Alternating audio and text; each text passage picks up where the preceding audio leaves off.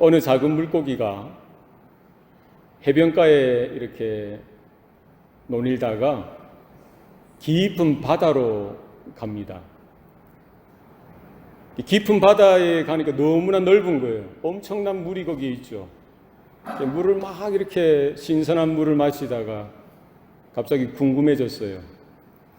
내가 이렇게 많은 물을 마시다가 물이 고갈되어지면, 물이 다 없어지면 어떡하지? 이런 생각이 든 거예요. 하나님이 그 물고기를 향해서 말씀하십니다.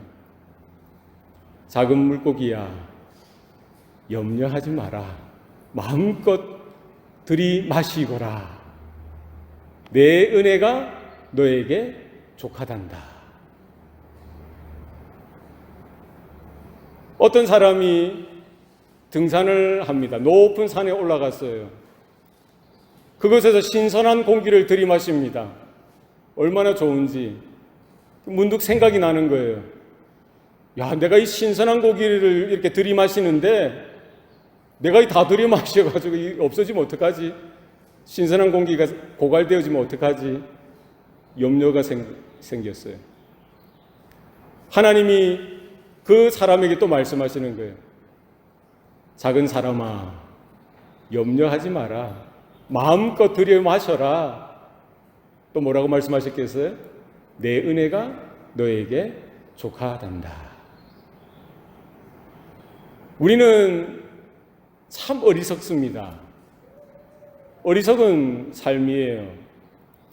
분명히 하나님께서 지으시고 만드시고 하나님께서 조성하시고 준비하신 여러 좋은 것들이 있습니다.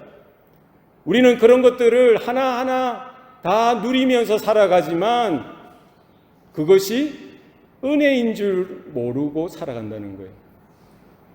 누가 주신 겁니까? 누가 준비하신 거예요? 누가 허락하신 겁니까? 하나님이 준비하시고 하나님이 허락하신 은혜인데 그것을 알지 못하고 살아가는 경우가 많습니다. 하나님이 우리에게 은혜를 주실 때에 찔끔찔끔 주시는 법이 없습니다. 하나님은 우리에게 모든 은혜를 넉넉히 풍성하게 넘치도록 부어주신다라고 성경은 말씀하고 있습니다. 하나님께서 지으신 모든 것들이 선함에 감사함으로 받으면 버릴 것이 없다라고 성경은 말씀하고 있습니다. 하루하루 살아가면서 숨 쉬면서 말하면서 일어나고 걸어가며 일하며 공부하며 살아가는 모든 삶의 형편과 또 삶의 영역 가운데에 여러분 늘 하나님을 기억하시기 바랍니다. 하나님의 은혜를 확인하시고 발견하시고 깨달을 수 있는 저와 여러분 될 수 있기를 바랍니다. 모든 것이 하나님의 은혜요, 하나님의 복이요, 하나님이 공급하시는 하나님의 섭리의 손길이라는 사실을 저와 여러분은 기억할 수 있기를 바랍니다. 성도의 삶은 다른 것 아닙니다. 날마다 새롭게 확인되어지고 새롭게 깨달아지는 그 하나님의 은혜를 발견하고 그 은혜로 인하여 살아가고 그 은혜로 말미암아 하나님 앞에 감사하며 하나님의 뜻을 발견하며 하나님의 인도하심을 따라 순종하며 믿음으로 걸어가고 믿음으로 살아가는 삶이 되어지는 것이죠. 그래서 우리는 늘 눈에 보이는 것들뿐만 아니라 눈에 보이지 않는 것들까지 하나님께서 보여주시고 들려주시고 깨닫게 해주시는 하나님의 그 은혜를 날마다 하나하나 조금씩 더 풍성해져 가게 발견하고 확인하고 누리는 저와 여러분의 삶이 되시기를 축복합니다. 초대교회 성도들의 삶이 사실은 순탄하지 못했어요. 편안하지 못했습니다. 왜 그랬습니까? 환경이 그랬던 거예요. 환난이 있고 핍박이 있고 공고가 있었던 삶입니다. 예수 믿는 그 믿음 때문에 주님이 주신 그 진리 때문에 고난당하는 그런 때였어요. 그럼에도 불구하고 그들이 그 모든 환경을 살아갈 수 있었던 것이 무엇입니까? 어떻게 가능했던 거예요? 하나님께서 은혜를 넘치도록 부어주셨기 때문에 세상적으로는 여러 가지 부족하고 연약하고 없는 것 투성이일지라도 하나님께서 주시는 그 은혜로 인하여 그 고난의 때를 인내하며 믿음으로 견디며 이기며 살아낼 수 있었던 것입니다. 오늘 본문에도 보면은 사도들이 큰 권능으로 주 예수의 부활을 증언하니 무리가 무엇을 받았다고요? 큰 은혜를 받았다라고 성경은 말씀하고 있습니다. 초대교회 가운데 확인되어지며 초대교회 모든 성도들이 넘치도록 받았던 그것 무엇입니까? 하나님의 은혜를 받은 거예요. 측량할 수 없는, 계산할 수 없는, 헤아릴 수 없는 폭포수와 같이 쏟아지는 하나님의 은혜를 받았고 그 은혜 가운데 거하였던 것입니다. 그 은혜를 무엇으로 받았다라고 오늘 성경은 말씀하고 있습니까? 언제 하나님의 은혜가 임합니까? 그들이 무엇을 했습니까? 핍박이 이렇게 몰려오는 그때에 그들이 무엇 했어요? 한 마음으로 하나님 앞에 기도했죠.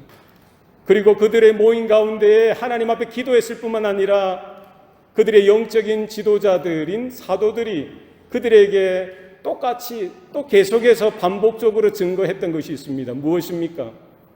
오늘 본문에 보니까 큰 권능으로 주 예수의 부활을 증언했던 거예요. 우리가 하나님의 은혜를 무엇으로 받을 수 있습니까? 하나님의 은혜가 어떻게 우리 가운데 옵니까? 하나님의 은혜가 어떻게 오죠? 물론 하나님의 피조하신 일반 세계, 자연 세계를 통해서 하나님의 일반 은총이 우리에게 오게 되어져 있습니다.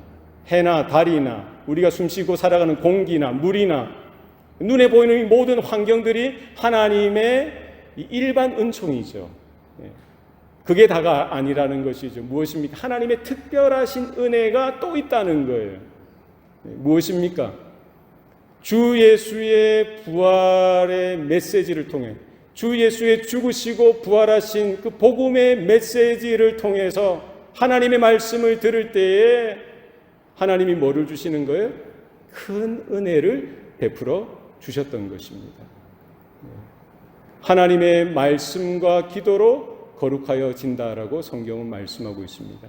우리가 하나님의 은혜를 받을 수 있는 방편은 무엇입니까? 말씀과 기도라는 거예요.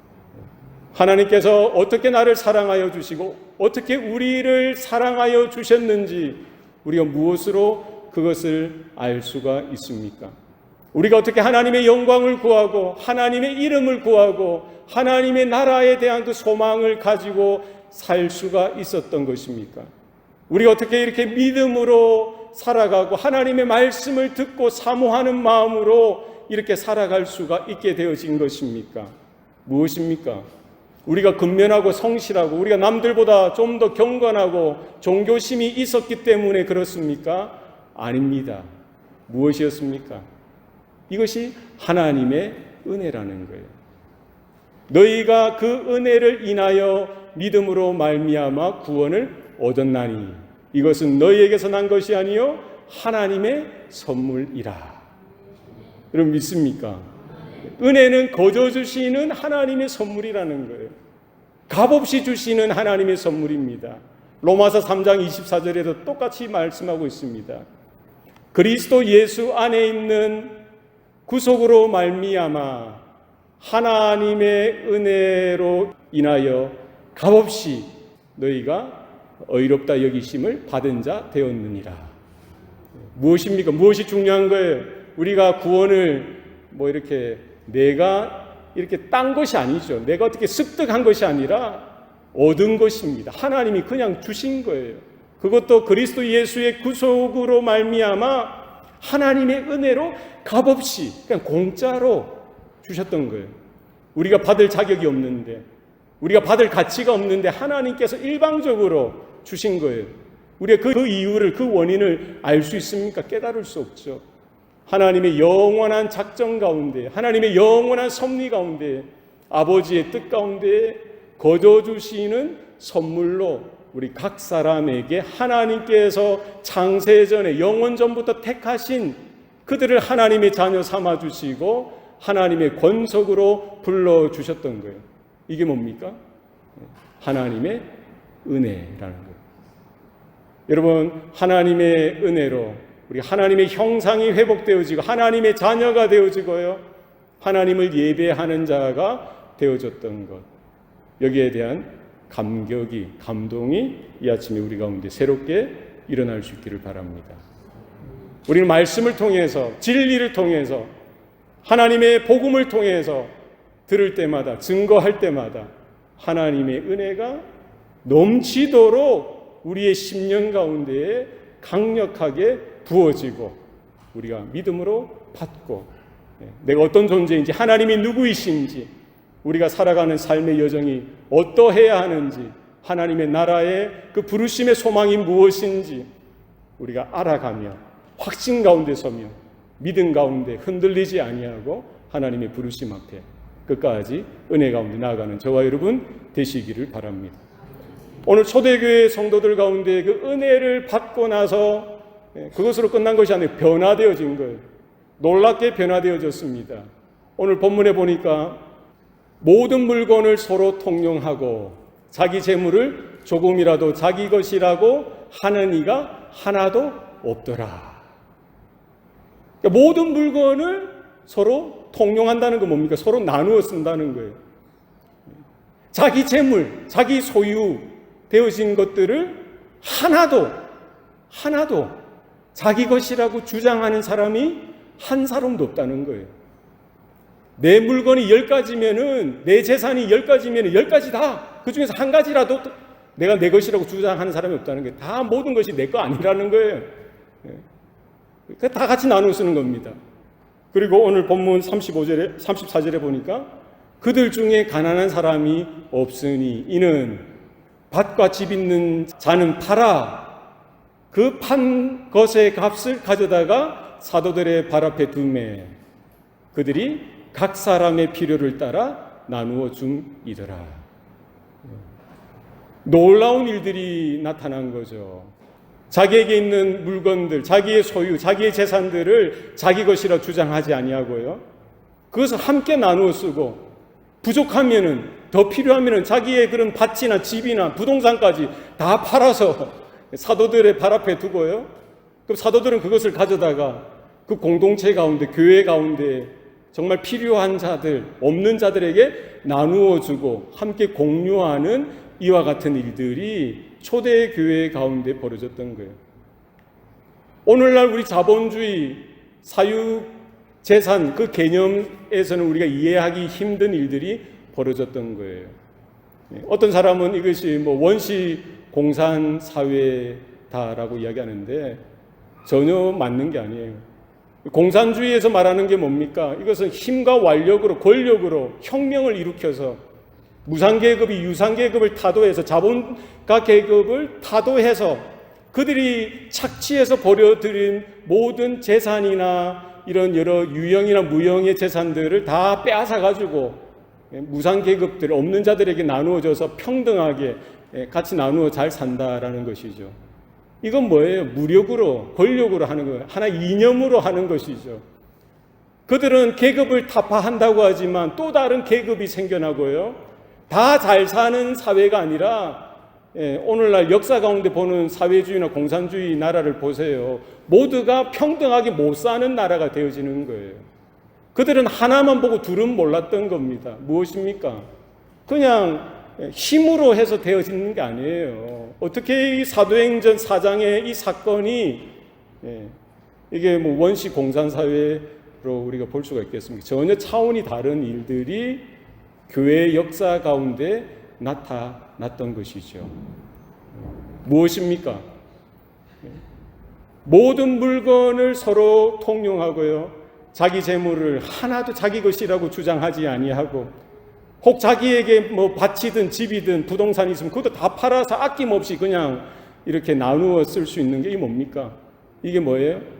그들이 복음을 통해서 새로운 가치가 그들 가운데 생겨났던 거예요. 지금까지는 땅의 가치를 가지고 살았던 것이죠. 누가 돈을 싫어하겠습니까? 누가 집을 싫어하고 누가 밭을 싫어하고 누가 건물을 싫어하겠어요?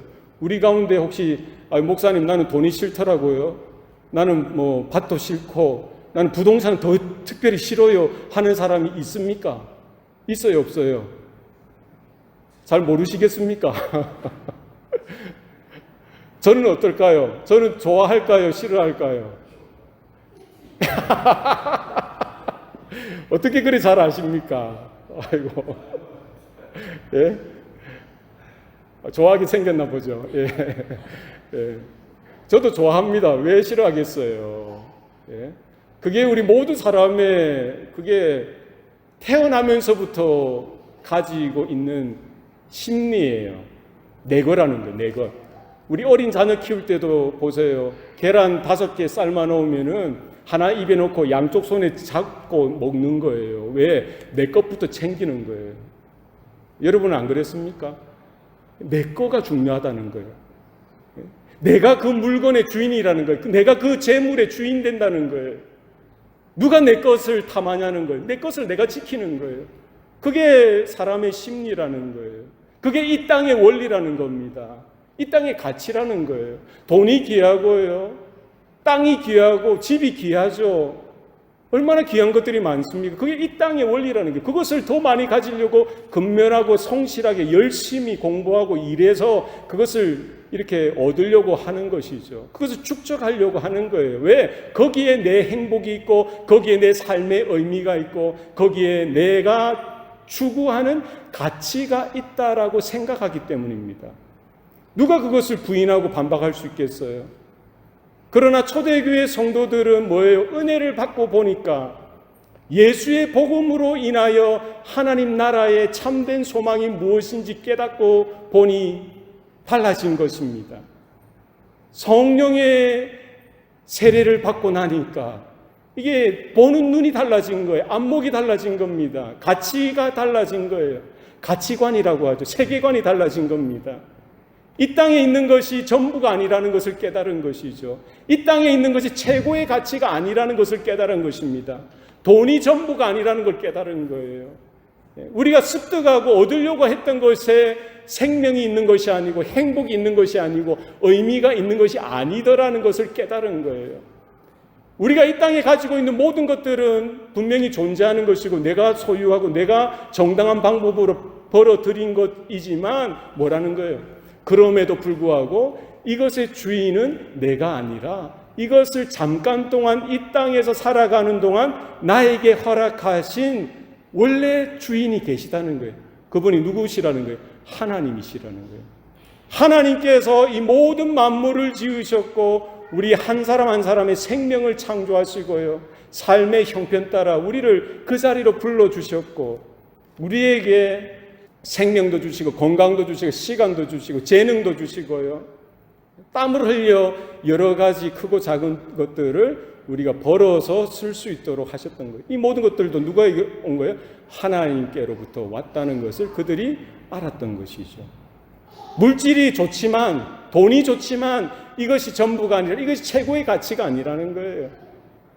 뭐라는 겁니까?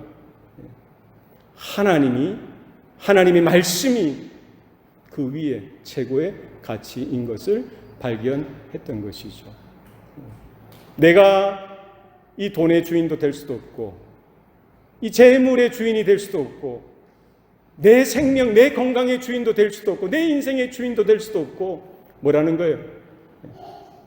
모든 것들의 주인은 하나님이시다는 사실을 깨달은 것이죠. 그리고 많은 사람들이 돈을 좋아하고 돈이 살아가기 편하니까 돈이 있으면은 편리하게 잘 살 수 있다라고 생각하니까 그것을 이렇게 더 벌어들이지만 결국 뭐예요? 내가 그것의 주인인 것 같았는데 알고 보니까 누가 주인이 되는 거예요? 거꾸로 되는 거예요. 돈이 나의 주인이 되어져 버리는 것이죠. 재물이 나의 주인이 되어지는 거예요. 눈에 보이는 그것들이 나의 주인이 되어져서 나는 거기에 매여서 살아가는 것이 오늘날 우리 인생들의 모습이었던 거예요. 초대교회 성도들은요, 복음을 통해서 하나님의 부르심을 확인하고 하나님의 나라 그 영생의 소망을 확인하고 나서 가치가 땅의 가치가 아니라 하늘의 가치로 바뀌어진 것이죠. 이 땅의 세속적인 이런 안목이 아니라 하나님 나라의 안목으로 바라보게 되었던 것입니다. 내가 그 돈의 그 재물의 주인이 될 수 없듯이 그 어떤 돈도 그 어떤 재물도 그 어떤 세상의 권력도 나를 통제하고 나를 어떻게 다스리는 주인이 결코 될 수 없다라는 사실입니다. 누가 주인입니까? 하나님이 나의 주인 되신다는. 성경은 분명히 우리에게 가르침을 줍니다. 돈을 사랑하는 것이 일만하게 뿌리라는 거예요. 돈 자체는 중성이죠. 악할 수도 있고 선할 수도 있는 거예요. 도구입니다. 그냥 칼과 같은 거예요. 선한 사람이 사용하면 선하게 쓰여지고요. 악한 사람이 사용하면 그 돈도 악하게 사용되어지는 거예요. 그러나 무엇이 더 중요한 겁니까? 돈을 사랑하는 마음이 중요한 거예요. 돈을 어떻게 보느냐, 재물을 어떻게 보느냐가 중요한 거예요. 돈을 사랑하는 마음이 일만하게 뿌리라는 거예요. 우리가 모든 죄의 근본에는 뭐예요? 탐욕이 있는 거예요. 탐심이 있는 거예요. 오늘날 법정에서 사는 것들 보세요. 그 사건들을 보시기 바랍니다. 부부 간에, 부자지 간에, 형제 간에 왜 그렇게 소송이 많습니까? 뭐 때문이에요? 그 얼마 되지 않은 유산 때문에. 뭡니까? 그게 우리 죄의 본성이고 타락한 우리 성품의 본성이더라는 거예요. 오늘 초대교회 성도들이 성령의 은혜를 받고요, 복음을 받아들이고 하나님의 살아계신 능력 가운데 그들이 이렇게 모든 재산을 공유하고 다 버린 것이죠. 사실은 다 버린 거예요. 다 부인하여 버린 거예요. 여기에 아무런 가치가 없다는 거예요. 더 큰 가치가 있다는 거예요.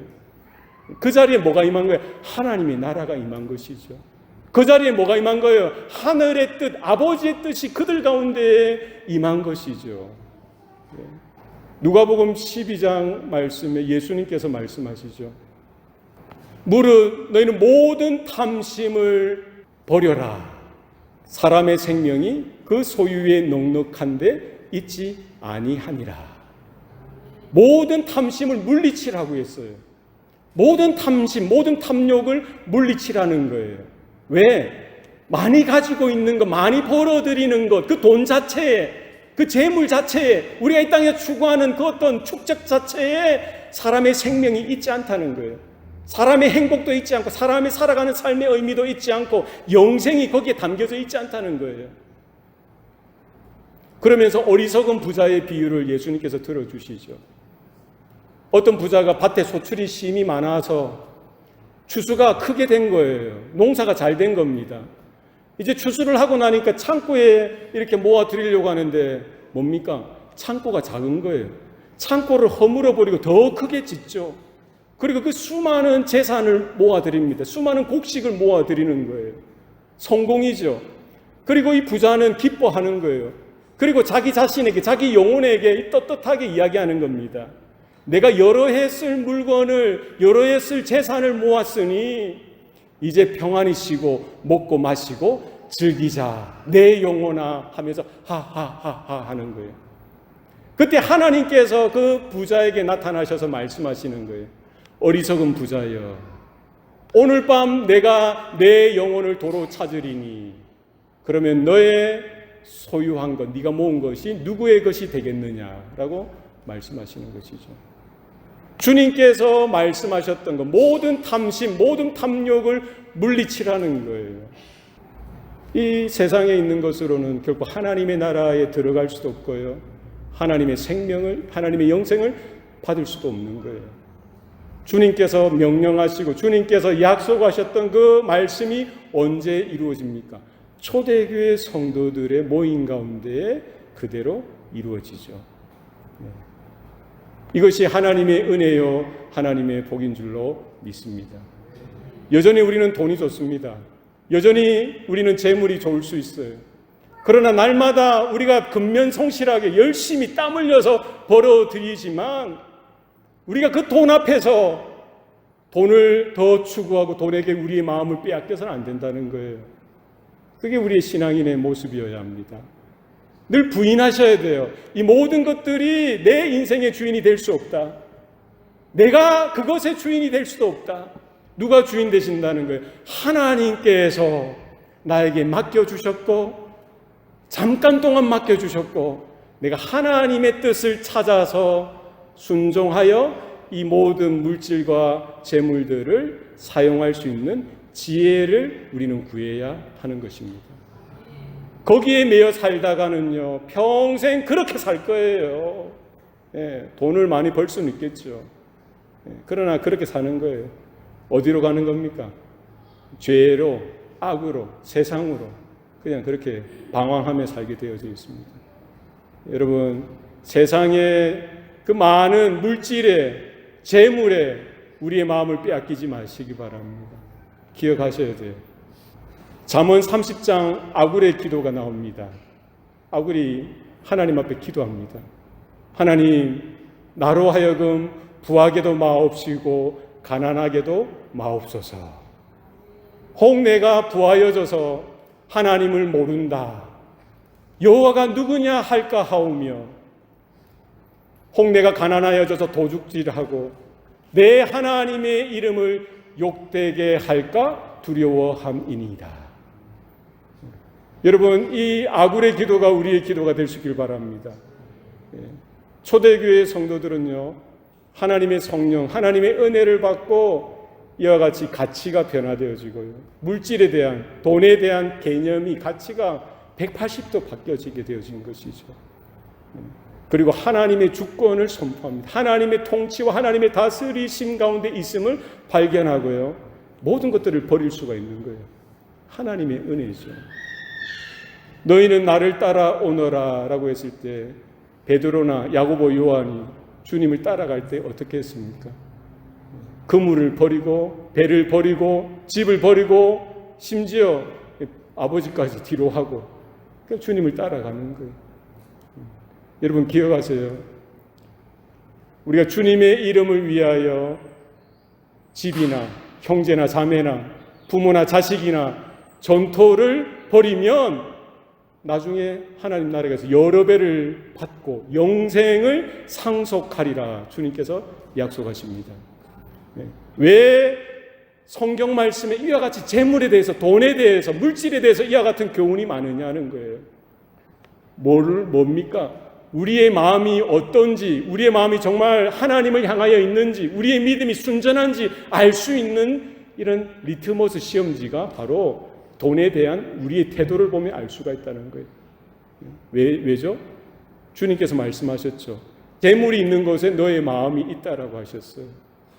우리가 돈을 어떻게 대하는지에 따라서 우리의 믿음, 우리의 마음이 어떠한지를 우리가 알 수 있는 거예요. 주님이 그걸 보시는 것이죠. 우리가 그것을 확인해야 되는 거예요. 그래서 우리가 헌금을 드릴 때에도 이와 같은 마음으로 드릴 수 있길 바랍니다. 하나님, 하나님의 것입니다. 하나님이 주신 모든 것입니다. 하나님 것으로 우리가 드릴 수 있어야 돼요. 하나님, 이 돈이 나의 주인 되어지지 않습니다. 내가 이 돈의 주인도 될 수 없습니다. 하나님만이 나의 주인 되십니다. 이런 마음으로 드릴 수 있길 바랍니다. 저는 어린 우리 자녀들에게도 그렇게 가르칩니다. 그들이 따라 하든지 못하든지 그렇게 가르쳐야 돼요. 10불을 벌었으면 얼마를 드려야 되는 거예요? 11조를 하도록 가르치는 거예요. 10개를 벌었으면 그 중에 하나를 드리도록 가르치는 거예요. 저희 막내도 아르바이트를 합니다. 이야기를 해주는 거예요. 10불을 벌었으면 얼마 드려요? 1불을 하나님의 것으로 드리는 거예요. 1000불을 벌었으면 100불을 드려야 되는 거예요. 10,000불을 벌었으면 얼마를 드리는 거예요? 1000불을. 100,000불을 벌었으면 얼마를 드리는 거예요?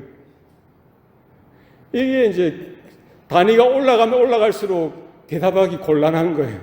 그죠? 부담스러운 거예요. 10불에 1불은 아무것도 아닌 것 같은데 100,000불에는 100,000불 벌었으면 얼마를 드려야 돼요? 100,000불을 드려야 되는 거예요. 억만 불이면 얼마를 드려야 되는 거예요? 왜 목사님 아침부터 억거리나? 네. 여러분, 10불 벌었을 때 1불 드릴 수 있겠죠? 예? 예.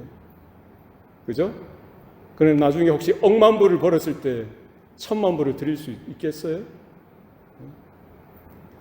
이 사실은 초신자들을 향해서 이렇게 가르쳐야 되는 거예요.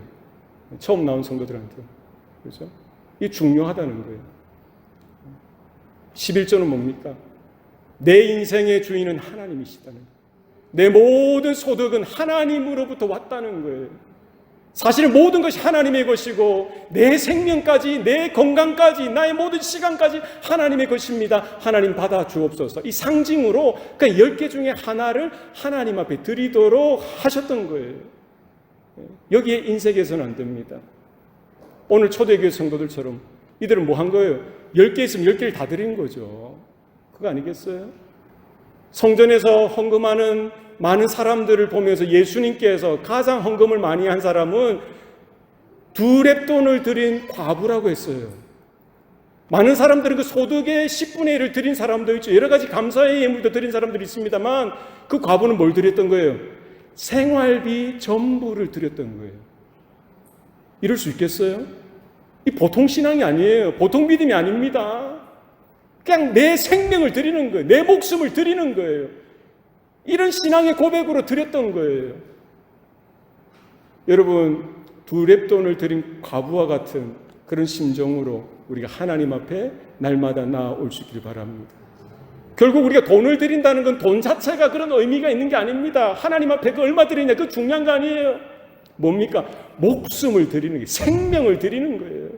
과부는 그걸 드렸던 거고, 오늘 초대교회 성도들은 그것을 드린 거예요. 그 재물 자체가 큰 의미가 아니라 사실은 뭐예요? 자기의 목숨을 하나님 앞에 드린 겁니다. 자기 생명을 하나님 앞에 드렸던 거예요. 우리가 다시 한 번 더 시작하는 마음으로 소득의 온전한 11조를 하나님 앞에 드릴 때에 이런 마음으로 여러분 드릴 수 있기를 바랍니다. 혹 나중에 더 은혜 주시면 10분의 9를 드리고 10분의 1로도 넉넉하게 살아갈 수 있는 그런 삶이 될 수 있기를 바랍니다. 얼마나 넘치는 은혜입니까? 연습하셔야 돼요. 훈련하셔야 됩니다. 확인하셔야 돼요. 믿음을 보셔야 돼요. 내 마음이 온전한지를 바라보셔야 됩니다. 네. 아이고, 오늘 목사님 또 아침부터 돈 이야기를 하시네. 이게 아니라 여러분의 마음을, 여러분의 목숨을, 여러분의 생명을 정말 하나님 앞에 드릴 수 있느냐? 하나님 오늘 본문을 통해서 그거를 물으시는 거예요. 준비되셨습니까? 곧 주님께서 오십니다. 언제 우리가 주님 앞에 설지 모릅니다. 불현듯 서게 될 것입니다. 오늘 밤일지 내일 밤일지 이번 달일지 올해 연말일지 nobody knows. 아무도 모릅니다. 그러나 우리의 마음, 우리의 믿음의 고백은 뭡니까? 마라나타 주 예수여 어서 오시옵소서. 우리의 마음을 다하고 뜻을 다하고 힘을 다하고 목숨까지 더하여 하나님을 사랑하는 저와 여러분의 삶이 되시기를 축복합니다. 기도하시겠습니다. 살아계신 아버지 하나님, 오늘도 우리에게 은혜 주시고 복을 주시니 감사합니다. 사랑하는 주의 자녀들, 짧은 인생길 가운데 마음, 그 믿음을 잃어버리지 않게 하여 주시고 은혜를 잃어버리지 않게 도와주시고 하나님의 부르심 앞에 하나님의 풍성한 은혜 가운데 설 수 있도록 도와주시옵소서. 돈이나 물질이 이 세상에 보이는 그 어떤 것이 우리의 주인이 되어질 수 없다는 것을 분명히 하게 하시고 이 모든 것들을 허락하신 분이 하나님이심을 우리가 분명히 확인하고 고백하는 이 아침 되게 하여 주시옵소서. 하나님을 향하여 바른 믿음으로 하나님이 주시는 모든 것들을 감사함으로 받으며 또 하나님의 뜻 가운데에 쓰여지도록 순종하는 우리 모든 성도들의 삶이 되도록 축복하여 주시옵소서. 모든 걸 감사드리고 예수님 이름으로 기도합니다. 아멘.